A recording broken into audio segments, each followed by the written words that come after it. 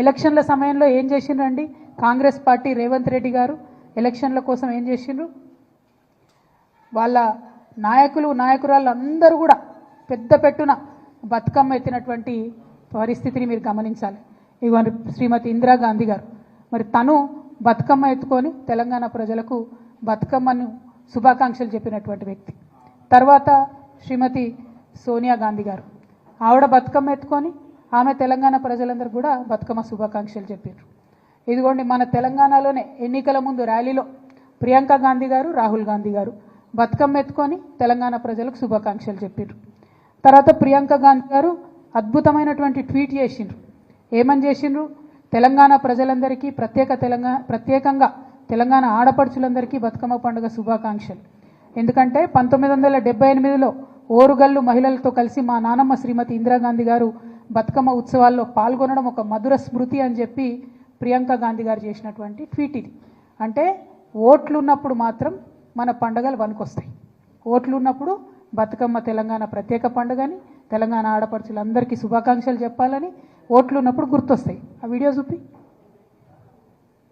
ఇగో ఇందులో అయితే అద్భుతమైన వీడియో అండి ఇది, మీరు తప్పకుండా చూపించాలి మీడియా మిత్రులు.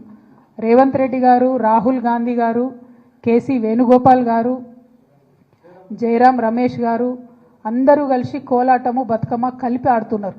పాపం అక్కడ కూడా మా బట్టెన్నను వెనక వరుసలు పెట్టిండ్రు. సామాజిక తెలంగాణలో బట్టెన్నను వెనక వరుసలు పెట్టి వీళ్ళ అగ్రనాయకులందరూ కలిసి బతుకమ్మ ఆడిండ్రు. బతుకమ్మ ఆడి ఓట్లు ఉన్నాయి కాబట్టి ఎన్ని ఆటలన్నా ఆడతారు అన్నట్టు.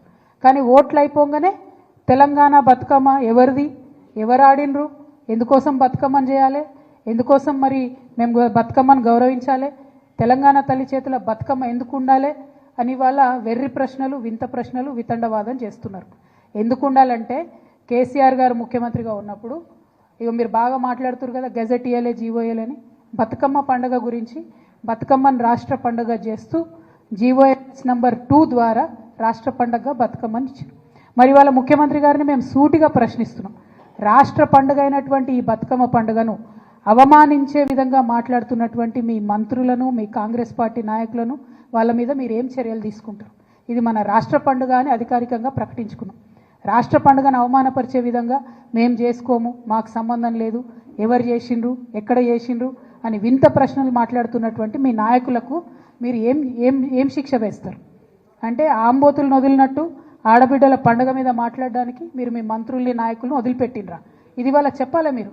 ఎందుకంటే ఎటువడతట్టు మాట్లాడడం, ఆడపిల్లలే కదా మమ్మల్ని అడగరులే అని మీకేమన్నా ఎందుకింత అభిజాత్యం నాకు అర్థం కాదు. ఎందుకింత పొగరు? ఇట్లా ఉంటుందా? ఎందుకింత పిరికితనం అని కూడా ఒకసారి ఆలోచించుకోవాలి. ఎందుకంటే బతుకమ్మ మీరు తెలంగాణ తల్లి రూపం మార్చేది ప్రజల ఆమోదం ఉన్నట్టయితే అసలు జీవోతోనే అవసరం ఏముంది?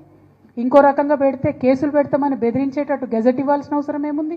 ఇంత పిరికితనం ఏంది?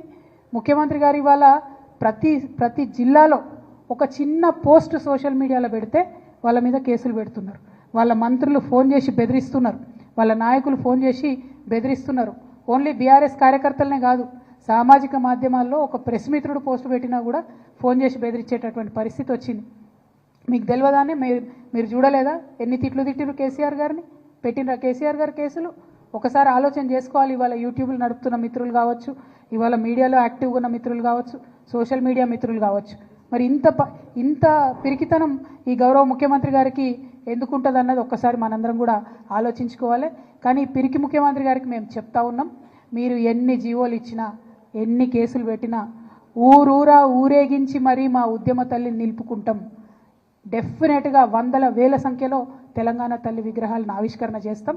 తెలంగాణ జాగృతి ఆధ్వర్యంలో చేస్తాం, బీఆర్ఎస్ ఆధ్వర్యంలో చేసుకుంటాం. తెలంగాణ వాదులం, తెలంగాణ ప్రేమికులం అందరం కూడా కలిసి ఊరూరా నిలబెట్టుకుంటాం విగ్రహాలు. మీరు మారిస్తే మా గుండెలలో ఉన్న తెలంగాణ తల్లి బొమ్మ చెరిగిపోదు. మీకు ప్రజలు అవకాశం ఇచ్చారు, వీలైతే 10 మంచి పనులు చేయండి. కానీ ఇట్లాంటివన్నీ చేసి తెలంగాణ ప్రజలను, తెలంగాణ వాదుల్ని బాధ పెట్టొద్దని కోరుతా ఉన్నాం. ఈ చర్చ అంతా కూడా వాస్తవానికి మీరు అభివృద్ధి చేయలేకపోతా ఉన్నారు కాబట్టి ఒక డైవర్షన్ కోసం మీరు వాడుకుంటున్నారని చెప్పి మేము బలంగా నమ్ముతూ ఉన్నాం. మేము మిమ్మల్ని మళ్ళీ ఒకసారి కోరుతున్నాం, మాకు ఇష్టం వచ్చిన తల్లిని మా ఇష్టం వచ్చిన దగ్గర పెట్టుకునేటటువంటి స్వేచ్ఛ, స్వాతంత్రం తెలంగాణ రాష్ట్రంలో తెలంగాణ ప్రజలకు ఉండాలి. దానికి మేమే మార్గదర్శకంగా ముందుంటాం.